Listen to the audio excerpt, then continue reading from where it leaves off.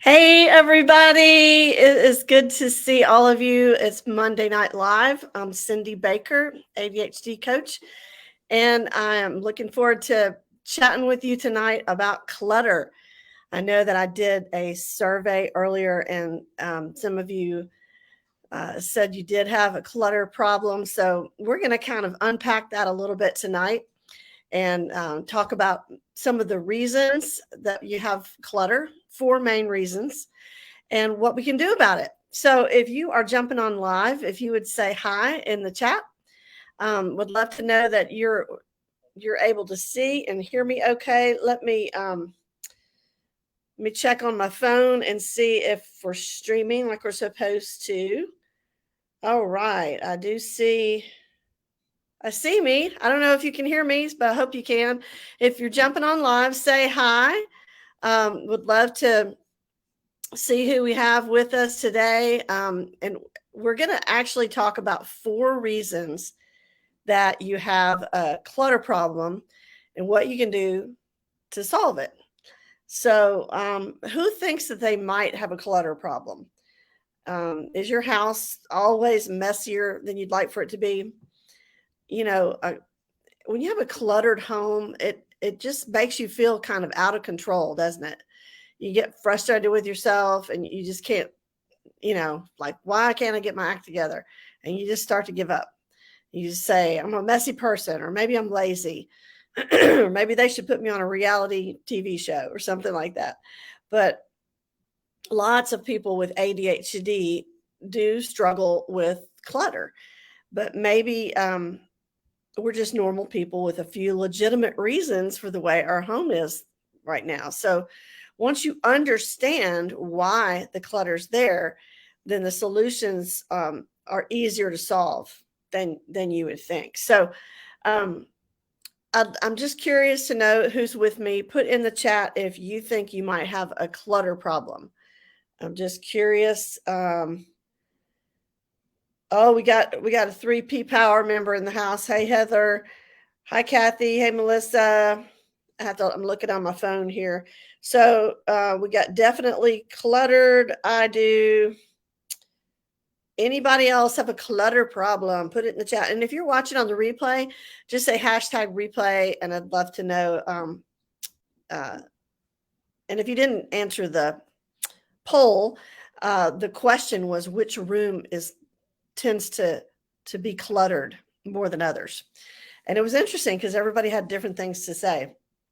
So we're going to talk about four of the there's many reasons, but we're going to talk about four of the most common reasons for clutter and some effective solutions to help you eliminate the clutter for good. Wouldn't that be awesome?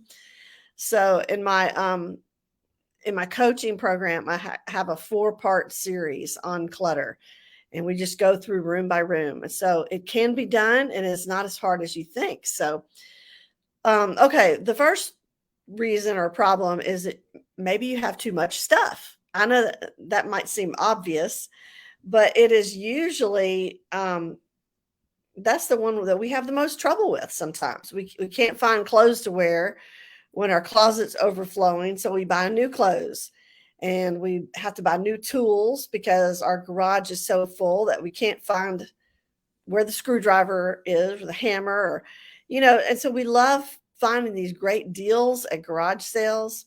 So we store everything in an already crowded basement or storeroom until it's just overflowing. And then we have emotional attachments to things too. And you probably realize that if you've tried to clean anything out. We don't want to get rid of things. But too much stuff always creates more clutter. So you can't have both. You can't have a clutter-free home and too much stuff. So what's the solution? Again, obvious, get rid of the excess stuff. It's easier said than done, right? But the solution is not to get more containers or organizing systems. It just really makes more sense to do the obvious and the more painful thing, and that is eliminate the excess.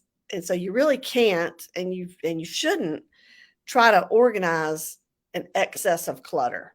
So if I were going into someone's home as a consultant to try to help them get organized, that's the first thing I would do, is help them downsize their stuff a little bit, because you can't organize an excess of clutter. It's still going to be unorganized, because it's too much. So you can kind of make it a game, to get rid of 10 things every day. And if you're emotionally attached to things that you don't have room for, you can look for creative ways to preserve those memories without keeping every single item on display. So who thinks they have too much stuff? Let's put in the chat if you think you have too much stuff. I'm going to get a drink of water. I'm allergic to pollen that's out in my area right now. So who thinks they have too much stuff? Yes, yes, yes. Okay, cool.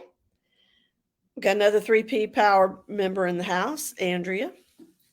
Good to see you. Okay, so a couple of you said, yes, yes, yes, you've got too much stuff. So let me just give you some suggestions to kind of get you going in the right direction.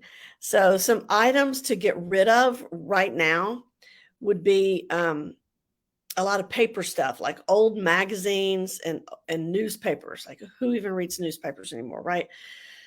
Other things to get rid of: extra cooking utensils, small appliances that you don't use, old and expired toiletries like makeup, nail polish, medicine.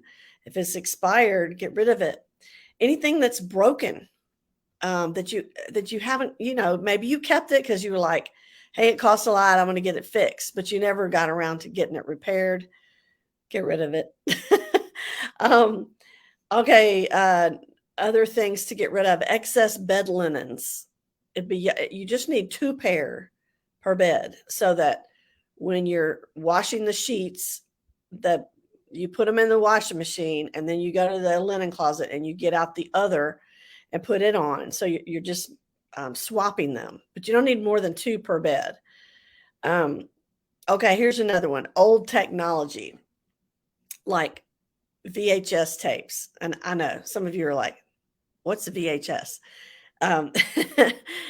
Hey, I even know what an 8-track is. That's how old I am. But DVDs, CDs, old technology, things that you kind of hanging on for nostalgia. I mean, if you think it's worth a lot, sell it, but don't hang on to it. So, so how are we doing with that? Who thinks that they could get rid of 10 things a day? I'm just curious. Put in the chat if you think you could get rid of 10 things a day. We got lots of hand raised. Oh, Jenny, I'm sorry you had trouble finding me. I know sometimes you just have to refresh your screen and the video will pop back up to the top. All right. So who thinks they can get rid of 10 things a day for a week? Who thinks they could do that? I'm curious. And if you're watching on the replay, I'd love to hear from you as well. Not very many takers, but hey, I think you can do it. Okay, so problem number 2, reason that you might have too much clutter is maybe you're in a transitional season. So every time we have a change in our normal routine, we go through a stressful period of life, like when you have a baby, you lose your job or you start a new job. Maybe you're experiencing a health crisis or a financial setback. When you move to another home or have any other kind of life-altering experience, clutter multiplies during those times. And so we tend to let things pile up because we figure we're going to get organized, once things settle down. But that could be a long time.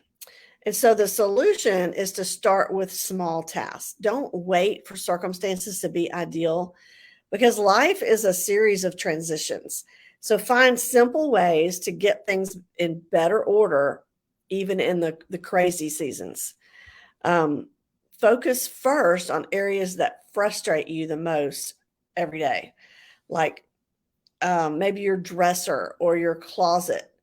You can make today a little bit better by spending just a few minutes decluttering and organizing things that you use every day. So a lot of clutter really can be removed in just 5 minutes. So do a walkthrough of your entire house with a box or a laundry basket. I use a laundry basket. Carry it in your hand and then put any item that's out of place in the laundry basket.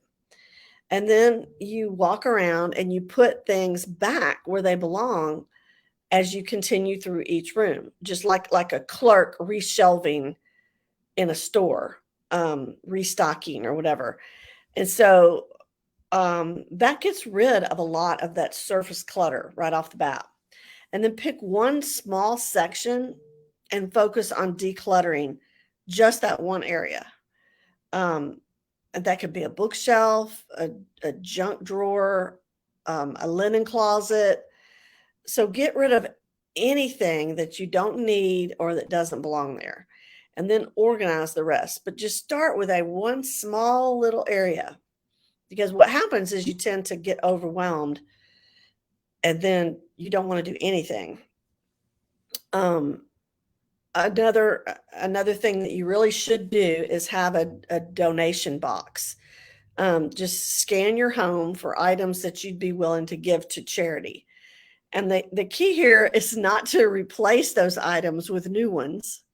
The idea is to reduce the clutter, not just trade like for like. Okay. So the idea is not, oh, I'm going to get rid of these shoes so I can buy new shoes. No, you got too many pairs of shoes. You know what I mean? So, so that's the second thing. It's just when you're going through a transition, that might be causing some clutter because things are out of balance a little bit.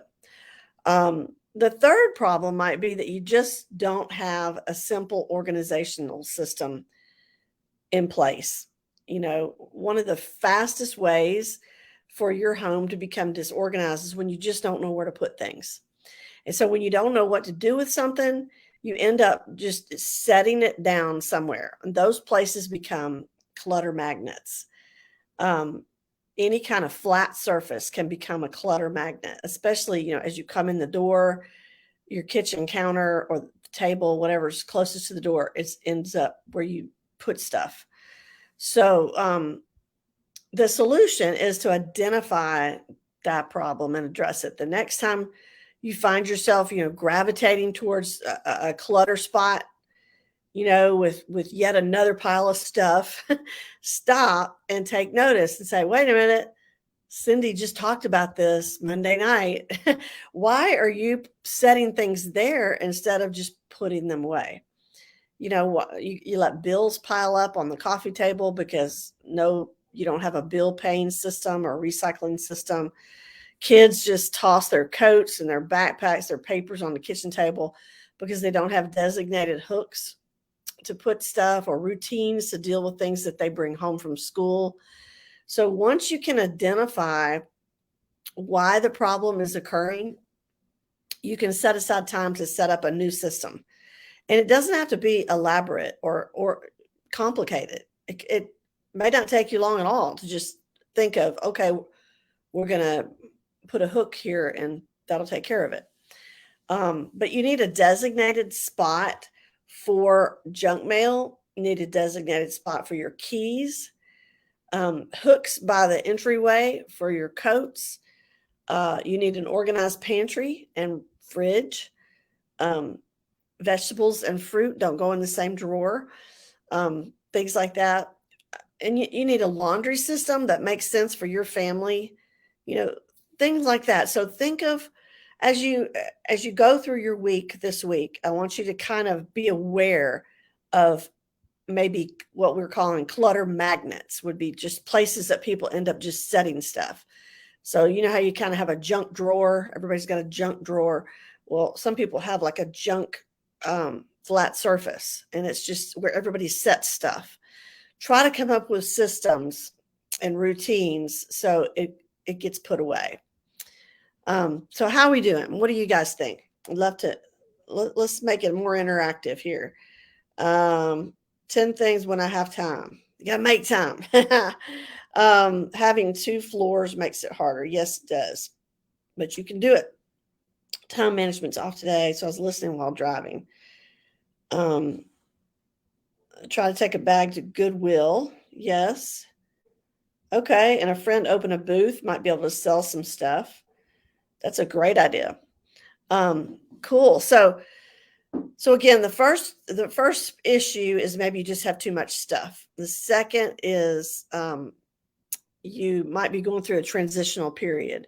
Third is you just don't have an organizational system. You don't know where stuff should go, so you don't put it there. And the fourth reason, and there are more, but these are just the only four we're going to talk about, is maybe you're a perfectionist. And you're thinking, wait a minute, that doesn't make any sense. How can a perfectionist have clutter? We would expect their house to be perfect because they're a perfectionist, right? But here's the thing, especially if you have ADHD, perfectionism paralyzes us.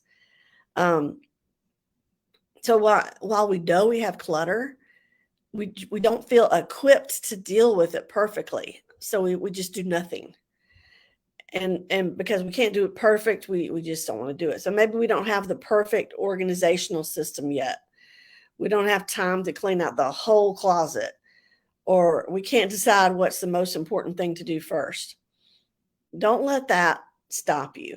The solution is to learn to get through that rut. You tell yourself it doesn't have to be perfect.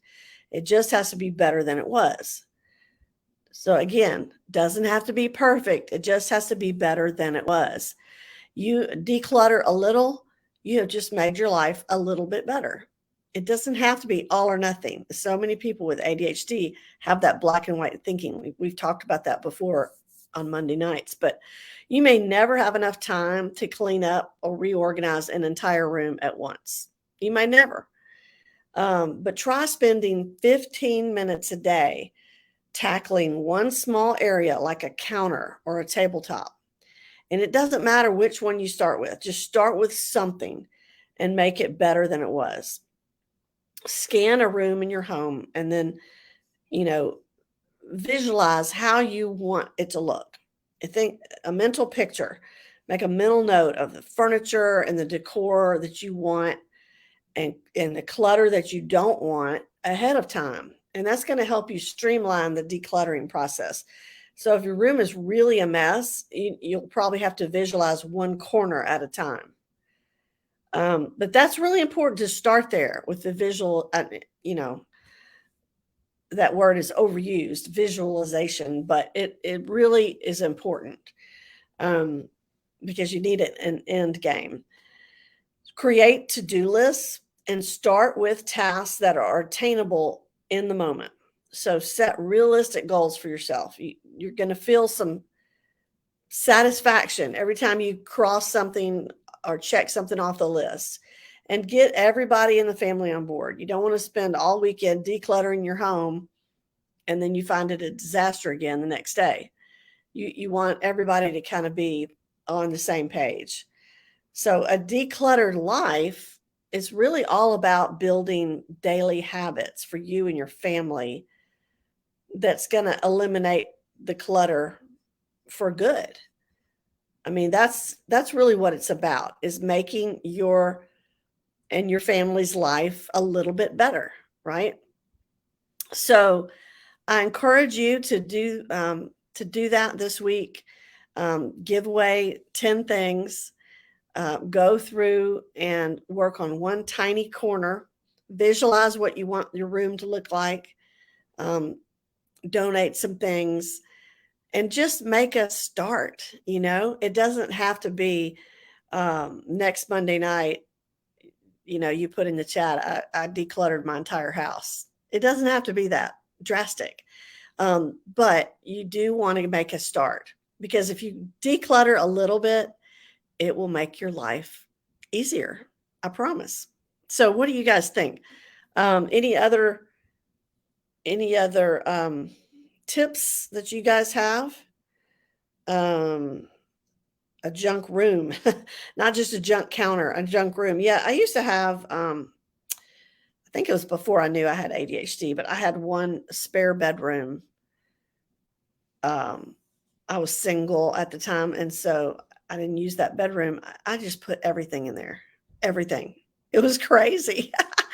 um, so I'm glad I don't do that anymore. But it's so much easier to maintain it once you get it done. So you have to just do a little bit at a time. It's one of those things where you just wear yourself out mentally, emotionally, and physically trying to do it all at once. Piles of paper and bills that keep everything. Yeah. In fact, I did a Monday night training on how to organize paper. And I definitely go into detail in the coaching program. It feels better to see clean and clear. It does. And there's been all kinds of studies done on the connection between clutter and how you can focus and remember things, and your physical health. You could breathe better. They've even done studies on weight loss and decluttering. And there's just something to having your physical environment simplified and clear, and you end up wanting to eat healthier. And there's a connection there. So we were not meant, your house was not meant to be totally cluttered all the time. That is not, I bet if I were to say, raise your hand, I bet nobody would raise their hand and say, yes, I love clutter. I want my house to be, hard to walk on in because there's so much stuff. Nobody wants that, really. You just sort of fall into it. But it's habits. And so if you have a habit of throwing your dirty clothes on the floor, then dirty clothes pile up on the floor. But if you have a habit of putting your dirty clothes in the laundry basket, they're not on the floor. I mean, it sounds so simple, but it really is a bunch of little things that add up over time. And so all you got to do is make little changes. And guess what? The little changes in a good direction, those add up over time as well. And you'll notice a change. And then you have to figure out a way to maintain it. And maybe we'll talk about that on another Monday night. But anybody else? Any other tips that you guys have or questions? I know there's a delay, so I'm always like, wait. Technology, right? Okay.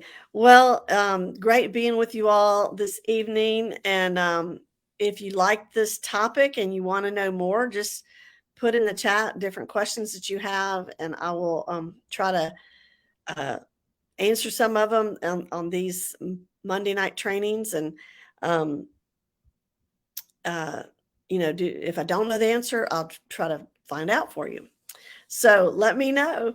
I hope you all have a great start to your week, and I hope you can get rid of the excess stuff a little bit this week and just make a little progress in decluttering your home. I'd love to hear about it in the comments. If you do, just come back and revisit this video and let me know. That would be pretty cool. Okay, everybody, good to see all of you, and I will see you here next week, same time, same place. Bye.